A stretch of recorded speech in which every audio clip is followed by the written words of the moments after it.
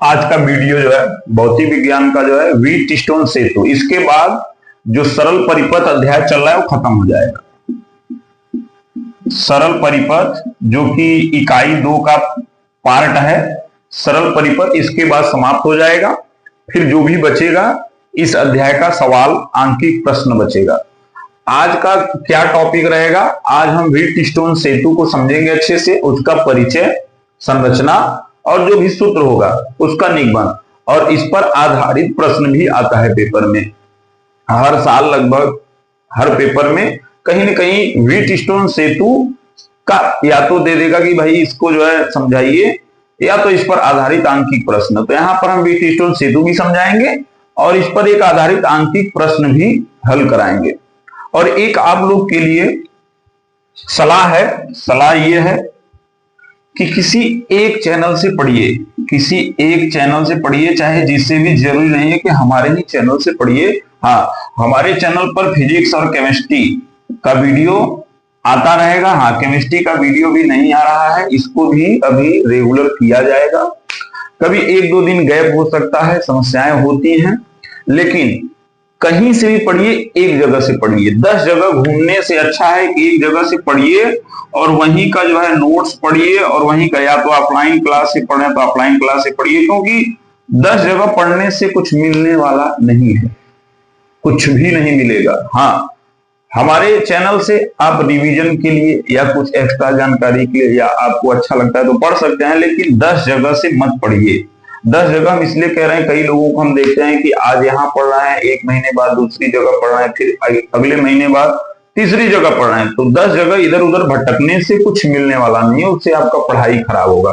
किसी एक चैनल को पकड़िए, चाहे हमारा हो चाहे किसी का चैनल हो, उसको पकड़िए और वहीं से फिजिक्स और केमिस्ट्री जहां से आपको अच्छा लगे उसको पढ़िए। 10 जगह से कुछ नहीं मिलने वाला है, समय का बर्बादी है और कुछ हासिल नहीं होगा। किसी एक जगह से पढ़िए, इसको हम बार बार नहीं कहेंगे, क्योंकि देखने को ये मिलता है कि आज ये वीडियो अच्छा लगा तो आज पढ़ रहे हैं, फिर कल उसके बाद दूसरे चैनल पर, तीसरे चैनल पर, ऐसे भटकते भटकते अंतिम तक पेपर आ जाएगा और कुछ भी नहीं मिलेगा। तो हम समझते हैं व्हीटस्टोन सेतु क्या है। इसका पहले हम समझ लेते हैं परिचय। और यहां पर हम जब समझाते हैं तो इसका आप लोग का पीडीएफ जो है, पीडीएफ में सब बकायदे डिटेल में लिखा हुआ है, इससे कोई हेडक नहीं लेना है। तो परिचय में समझना है इसमें कि परिचय क्या है भाई इसका। सबसे पहले ये जो व्हीटस्टोन है ये अंग्रेजी शब्द है और वैज्ञानिक का नाम है। व्हीटस्टोन जो है ये वैज्ञानिक का नाम है। कुछ इसमें नालायक हैं जो कि इसका अर्थ निकालने लगते हैं। व्हीट का मतलब होता है गेहूं और स्टोन का मतलब होता है पत्थर। तो गेहूं पत्थर सेतु कहने लगते हैं, जो कि गलत है। यह वैज्ञानिक का नाम है और व्हीटस्टोन का कोई अर्थ नहीं है यहाँ पर, ये वैज्ञानिक का नाम है। तो व्हीटस्टोन सेतु परिचय का इसमें क्या है कि इस सेतु की खोज व्हीटस्टोन नामक वैज्ञानिक ने किया था। ये जो व्हीटस्टोन सेतु है इसका खोज व्हीटस्टोन सेतु नामक वैज्ञानिक ने किया था, इसलिए इस सेतु का नाम व्हीटस्टोन सेतु है। तो परिचय में यही 2 लाइन बताना है कि भाई किसने खोज किया था और इसका नाम व्हीटस्टोन क्यों पड़ा। अब हम समझते हैं इसके संरचना के बारे में कि भाई संरचना में क्या है। तो जब भी बनाना होगा आप लोग को इसका संरचना, तो पहले ऐसे 4 ठो डाट लगा लीजिएगा आमने सामने। 4 डाट ऐसे आमने सामने लगा लीजिए, और उसके बाद 4 डाट नहीं लगाएंगे तो बनाने में बहुत दिक्कत होता है, नहीं बन पाता है।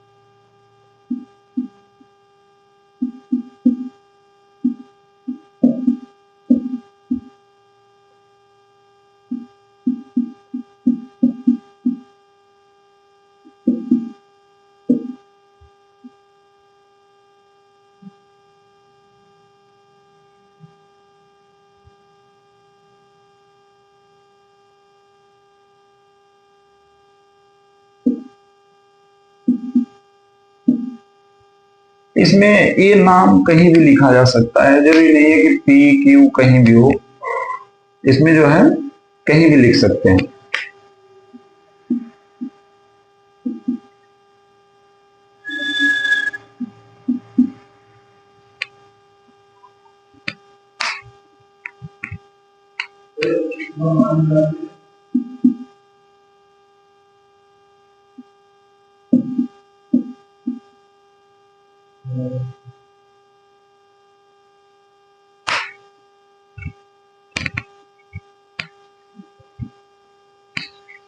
तो इसका संरचना समझते हैं। संरचना के बारे में क्या है, संरचना यहां पर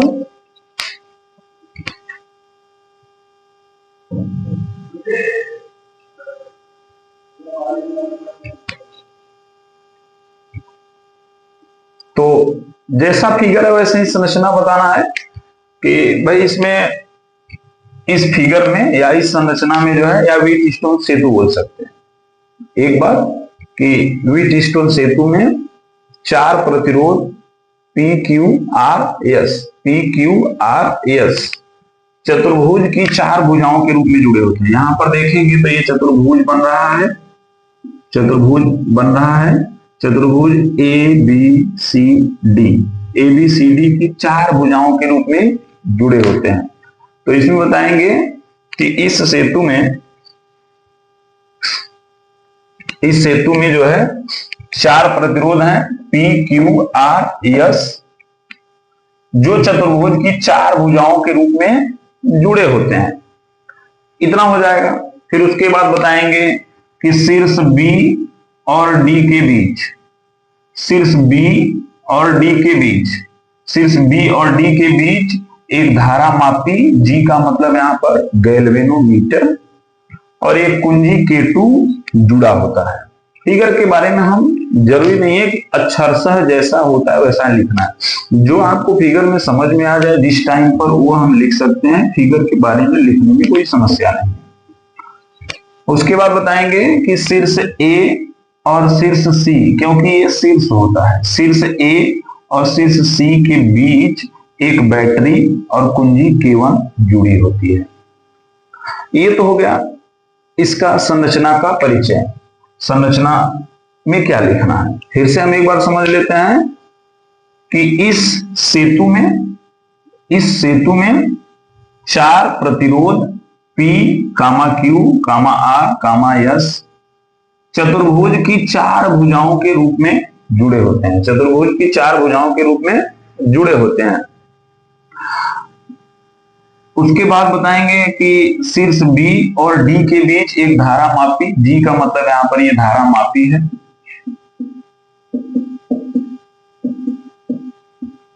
एक कुंजी K2 जुड़ी होती है, और शीर्ष A और शीर्ष C के बीच एक बैटरी और कुंजी K1 जुड़ा होता है। ये तो हो गया संरचना के बारे में। अब इसमें बताना ये होता है कि इस प्रतिरोध का काम क्या है, कार्य क्या है। तो इसका एग्जैक्ट काम है, इनमें से PQRS में से कोई एक अज्ञात होगा। अज्ञात का मतलब जिसका मान हमें पता नहीं होगा, उसका मान हमें पता करना होगा। तो इसका मेन काम है किसी अज्ञात प्रतिरोध का मान ज्ञात करना। अज्ञात का मतलब हमें प्रतिरोध नहीं पता है, अज्ञात है जो पता नहीं है, किसी अज्ञात प्रतिरोध का मान ज्ञात करना।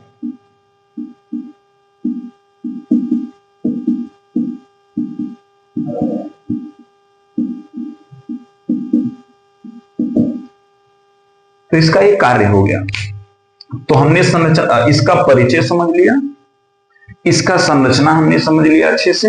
अब हम समझते हैं कि भाई इसमें एक संतुलन की अवस्था होता है। परिचय हो गया, संरचना हो गया। संरचना में ही लिखना होता है कि यदि प्रतिरोध, या लिख सकते हैं यदि चारों प्रतिरोध कौन कौन, P, Q, R और S, यदि चारों प्रतिरोध को इस प्रकार समायोजित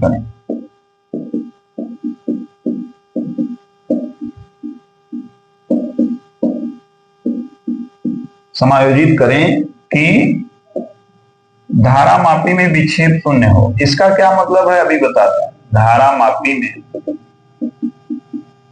विक्षेप शून्य हो मतलब यहां पर क्या है कि अगर इन चारों प्रतिरोधों को इस प्रकार समायोजित करते हैं, इस प्रकार अरेंज करते हैं कि ये जो धारा मापी है इसमें विक्षेप मिलता है। विक्षेप का मतलब या तो ये इधर जा सकता है या तो इधर जा सकता है, दोनों साइड में इसमें ये जा सकता है। तो जब इसका विक्षेप शून्य हो जाएगा, विक्षेप शून्य का मतलब जब बीचों बीच आ जाएगा, बीच में आ जाएगा, तो उसको बोलेंगे कि यदि चारों प्रतिरोधों को इस प्रकार समायोजित करेंगे धारा मापी में विक्षेप शून्य हो, जब ऐसा हो जाएगा इसमें विक्षेप जीरो का मतलब जब बीच में आ जाएगा, बीच में जीरो होता है, इधर 1 2 3 इधर 1 2 3, तो विक्षेप जो शून्य हो जाएगा। तो यहां पर बोलेंगे कि सेतु संतुलित होगा, सेतु संतुलित होगा। ये बहुत मेन पॉइंट है, अगर इसमें विक्षेप शून्य है तो सेतु संतुलित होगा, और सेतु संतुलित होगा तो इसका एक शर्त है, संतुलन की अवस्था में P/Q बराबर होता है R/S। इसको दिमाग में रखिएगा। हाँ, फिगर में देख लीजिएगा कि पीडीएफ में हो सकता है इसमें ये कहीं इधर उधर होगा, उसको जैसे होगा वैसे आप लोग देख लीजिएगा। सेतु संतुलित होगा, तो सेतु जब संतुलित होगा तो ये इसका फार्मूला निकल कर आता है, और यही इसका मेन फार्मूला है। व्हीटस्टोन सेतु का यही मेन सूत्र है। ये संतुलन की अवस्था मिलता है, इसका हमें निगमन करना है। हमने इसका परिचय देख लिया, इसके संरचना के बारे में देख लिया, और ये जो अभी बताया गया है ये कब संतुलित होगा और संतुलन की अवस्था में क्या हमें सूत्र मिलेगा।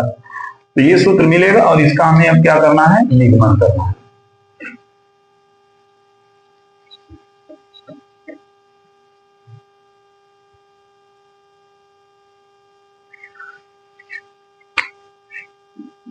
अगर फास्ट हम पढ़ा रहे हैं तो उसको भी बताइए, थोड़ा स्लो पढ़ाएंगे। निगमन इसका, तो निगमन करने के लिए इसमें किरचॉफ के द्वितीय नियम का उपयोग किया जाएगा। किरचॉफ का द्वितीय नियम का मतलब क्या है, यहाँ पर किरचॉफ का द्वितीय नियम, यहाँ पर दो ठो बंद पास बन रहा है, ये पहला बंद पास है और ये दूसरा बंद पास है। अब सबसे पहले बंद पास तो हमें मिल गया, भाई बंद पास है तो बंद पास में धारा तो बहना चाहिए। तो यहाँ पर बैटरी है तो मान लेंगे यहाँ से धारा आई निकल रहा है, जहां सेल या बैटरी होगा वहीं से धारा निकलेगा। यहाँ से धारा निकल रहा है तो यहाँ आने के बाद दो जगह बट जाएगा, दो जगह बटने का मतलब यहाँ I1 और यहाँ पर क्या हो जाएगा I2। ये धारा आगे बढ़ेगा तो ये I1 और यहाँ से जो है ये धारा इधर जाएगा I2, यहाँ से होते हुए फिर से ये वही हो जाएगा, मतलब यहाँ जाकर के I जो बटा था ये फिर से I हो जाएगा। ये तो हमने धारा बना लिया। अब बंद पास का दिशा बनाना होता है, तो बंद पास का जो दिशा होता है वो सेल या बैटरी के आधार पर बनाया जाता है। सेल के प्लस सिरे से माइनस सिरे की ओर घुमाया जाता है, लेकिन इसमें इस बंद पास में कहीं सेल ही नहीं है, इसमें भी नहीं है। तो क्या करेंगे, कोई भी एक दिशा बना देंगे, उसमें कोई दिक्कत नहीं है। एक ऐसे भी बना सकते हैं, कोई दिक्कत नहीं है, एक साथ में बना सकते हैं या दो तीर बना सकते हैं। जैसे इसमें बनाना है तो इसको हम ऐसे बना देते हैं, तो ये पहला बंद पास हो गया, ये दूसरा बंद पास। ये तीर हमें दिशा के लिए बनाना होता है। तो यहां पर बंद पास एक में निगमन जो है, किसका निगमन, निगमन वही करना है P/Q बराबर होता है R/S। इस सूत्र का हमें निगमन करना होता है और आता भी है पेपर में। तो लिखेंगे बंद पास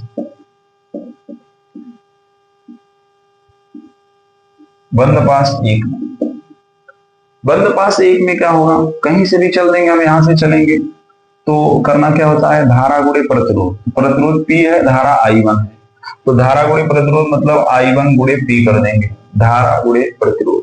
लेकिन धारा का दिशा क्या होगा उसको हम समझते हैं। देखिए बंद पास इधर से घूम करके ऐसे जाएगा, ऐसे घूम करके ऐसे आएगा, तो इधर जाएगा मतलब धारा भी वही, और बंद पास का भी दिशा ऐसे घूम करके ऐसे जाएगा, दोनों समान है, तो यहाँ पर प्लस में रहेगा धारा। फिर आगे बढ़ते हैं, इधर आते हैं बंद पास, इधर आते हैं तो कोई इसमें प्रतिरोध नहीं है। फिर इधर आएंगे तो यहाँ पर ये बंद पास इधर जाएगा ऐसे, और धारा गुणे प्रतिरोध, धारा I2 प्रतिरोध R। लेकिन यहाँ ध्यान देना है, धारा नीचे जा रहा है, बंद पास घूम करके ऐसे ऊपर जा रहा है, धारा इधर बंद पास इधर, विपरीत है। तो क्या करेंगे, माइनस I2 लिखेंगे, धारा गुणे प्रतिरोध बराबर, इसमें कोई सेल नहीं लगा है, इस बंद पास में बैटरी नीचे है, इस बंद पास में नहीं है, तो यहां पर 0 रखेंगे। अब क्या करेंगे, इसको उधर भेज देंगे तो ये हो जाएगा I1P बराबर हो जाएगा I2R, समीकरण नंबर 1। अब उसके बाद लिखेंगे बंद पास 2 में,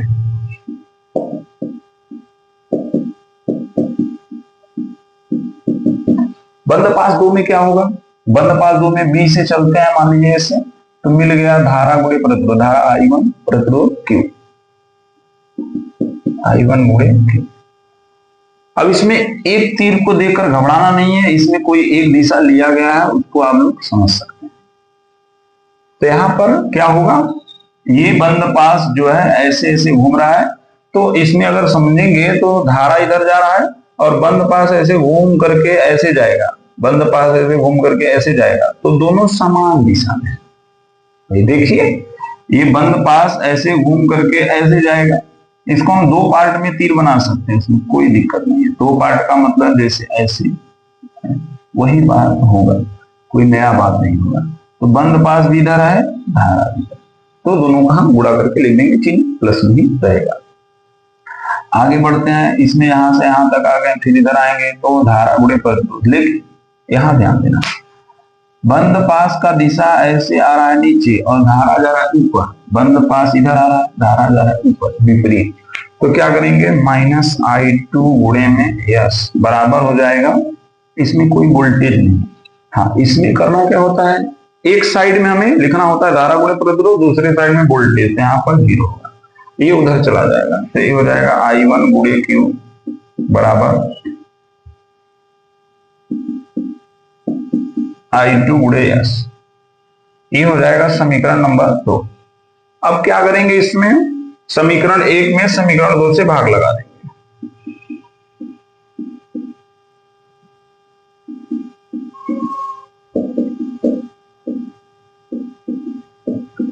जब भाग देंगे तो यहां पर हो जाएगा I1P बटे में ये हो जाएगा I1Q बराबर I2R बटे में I2S।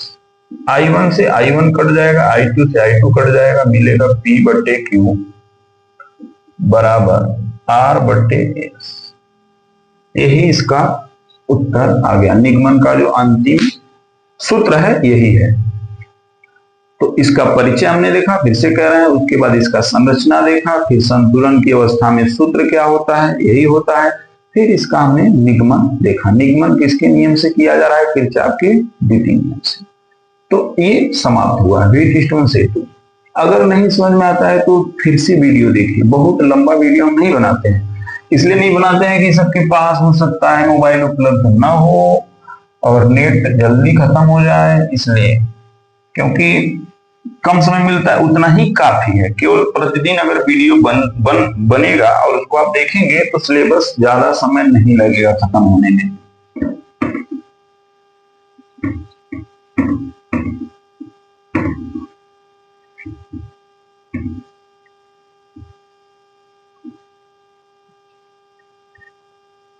अब इस पर आधारित हम आंकिक प्रश्न देख लेते हैं। इस पर आधारित हम आंकिक प्रश्न देख लेते हैं। एक आंकिक प्रश्न है, यहां पर ये फिगर दिया हुआ है। धारा मापी में कोई विक्षेप नहीं है, धारा मापी में कोई विक्षेप नहीं है जो इसमें धारा मापी लगा है। तो कह रहा है आर का मान, ये जो आर है इसका मान हमें निकालना है। इसमें प्रवाहित धारा ज्ञात कीजिए, मतलब आर में प्रवाहित धारा। 2 प्रश्न है, पहला आर का मान, उसके बाद दूसरा प्रश्न क्या है इसमें, दूसरा प्रश्न है कि आर में प्रवाहित धारा। तो सबसे पहले क्या करेंगे, ये प्लस है ये माइनस है, तो यहां से धारा निकलेगा आई, यहां पहुंचेगा और बटेगा, यहां हो जाएगा I1 I2, I1 आगे बढ़ेगा, इधर जाएगा I1, ये I2 इधर बढ़ेगा, ये हो जाएगा I2, और फिर से दोनों जुड़ जाएंगे क्योंकि यहां पर I बटा था, फिर जुड़कर I हो जाएगा। ये तो हो गया धारा बनाना। अब हम समझते हैं इसमें कि धारा मापी में कोई विक्षेप नहीं, इसका क्या मतलब है। यही सवाल हल करने का इसका पॉइंट है। धारा दिया है इसको हल करेंगे, लिखेंगे कि दिया है धारा मापी में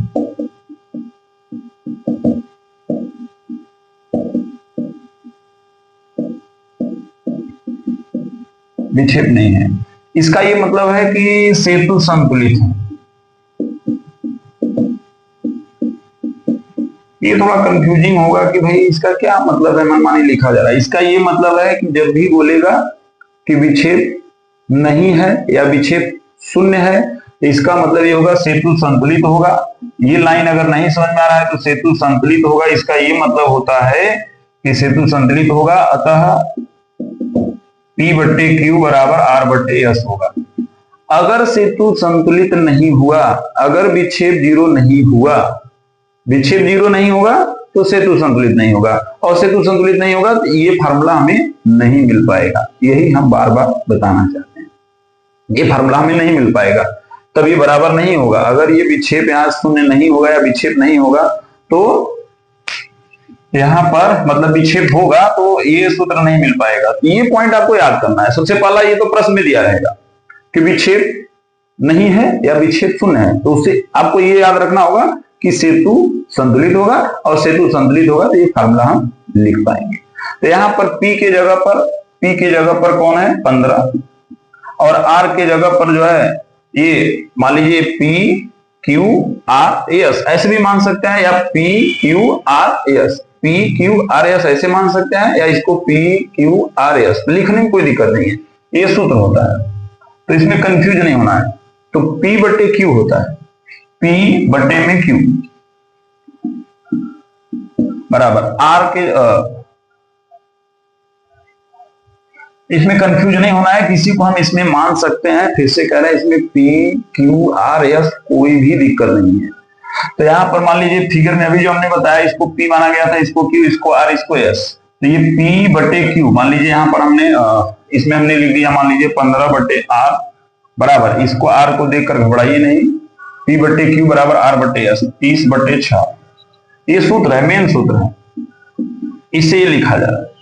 तो यहाँ पर ये कट जाएगा 6 पंजे 30, और ये 5 इधर R इधर हो जाएगा, तो 15 बटे 5 बराबर R हो जाएगा, काट देंगे इसको, R बराबर 3 ओम हो जाएगा। हाँ फिर से कह रहे हैं पीडीएफ में सवाल है, जिस तरीके से उसमें लगाया गया होगा, इसके पहले जिस तरीके से निगमन किया गया होगा, यहाँ से आप सीख लीजिए, पीडीएफ से आप देख लीजिए। तो R बराबर हो जाएगा 3 ओम, इसका उत्तर आ गया। अब हमें R में प्रवाहित धारा निकालना, यह आ गया 3 ओम। इसमें पूछा यही था, R का मान बताइए, R का मान निकल गया। अब R में प्रवाहित धारा ज्ञात कीजिए, R में प्रवाहित धारा ज्ञात कीजिए। तो इसमें सबसे पहली बात, इसमें जो धारा बह रहा है I1 है, I1 है, तो इसमें अगर हमें निकालना है धारा, तो I बराबर होता है V बटे में R। मान लीजिए I1 बराबर V बटे में R करेंगे, तो इसका वोल्टेज पता होना चाहिए, क्या होगा, वोल्टेज नहीं पता है इसका इन दोनों का, तो इन दोनों को जोड़ देंगे। जोड़ेंगे इसलिए कि जब ये दोनों जुड़ जाएंगे श्रेणी क्रम में है, कैसे, ये महत्वहीन होगा, बीच में जो जुड़ा है ना, अगर इसमें ये सेतु संतुलित होगा, इसमें कोई करंट नहीं बहेगा, तो ये महत्वहीन होगा, इसको हम हटा देंगे तभी कोई फर्क नहीं पड़ेगा, मतलब इसको हटा देंगे, इसमें करंट नहीं जा रहा है, तो ऐसे हो जाएगा। ये हर फिगर में ऐसे होगा। जब भी बोलेगा धारा मापी में कोई विक्षेप नहीं है, तो इसका मतलब बीच का जो तार होगा ये महत्वहीन होगा। महत्वहीन का मतलब अगर वो जुड़ा है और नहीं जुड़ा है, कोई उससे मतलब नहीं है। अब ये दोनों अगर देखेंगे तो ये एक साथ में श्रेणी क्रम में है, और ये दोनों श्रेणी क्रम में है, तो इनका हम तुल्य निकाल लेंगे। क्यों निकालेंगे, अगर इनका तुल्य हम नहीं निकालेंगे तो वोल्टेज नहीं पता हो पाएगा। तो अगला काम हमारा ये है, यहां पर दिमाग कम काम करता है कि भाई धारा निकालना है तो I बराबर V बटे R लगा दें आंसर, लेकिन इसका भी पता नहीं है ना। अब इसका भी पता कैसे चलेगा, जब दोनों का हम तुल्य निकालेंगे। तो यहां पर ऐसे लिखेंगे कि 15 व R श्रेणी क्रम में,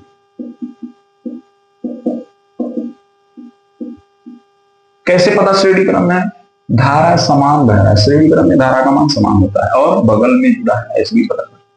तो श्रेणी क्रम में तुल्य हो जाएगा, हम लिख सकते हैं R डैश बराबर, मान लो ये डायरेक्ट हो जाएगा 15 प्लस R, हो जाएगा 15 प्लस R का मान कितना है 3, हो जाएगा 18 ओम। और इसका भी निकाल सकते हैं, लेकिन कोई मतलब नहीं है। देखिए यहाँ जो 6 वोल्ट है, जब ये जुड़ जाएगा दोनों एक हो जाएगा, ऊपर वाला जुड़ जाएगा दोनों एक तार हो जाएगा। तो इसमें क्या होगा कि जो 6 वोल्ट है वो समांतर क्रम हो जाएगा। जैसे ये दोनों अगर जुड़ जाएंगे, ये दोनों अगर जुड़ जाएंगे,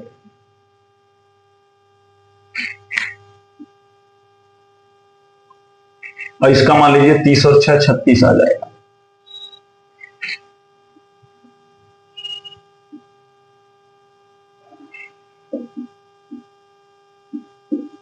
अब इसमें क्या होगा, ये दोनों समांतर क्रम है, समांतर क्रम में वोल्टेज समान होता है। तो इसका वोल्टेज कितना हो जाएगा, 6 वोल्ट और 6 वोल्ट हो जाएगा। इसमें जो धारा बह रहा है I1 है, पहले वाला ही I1 है।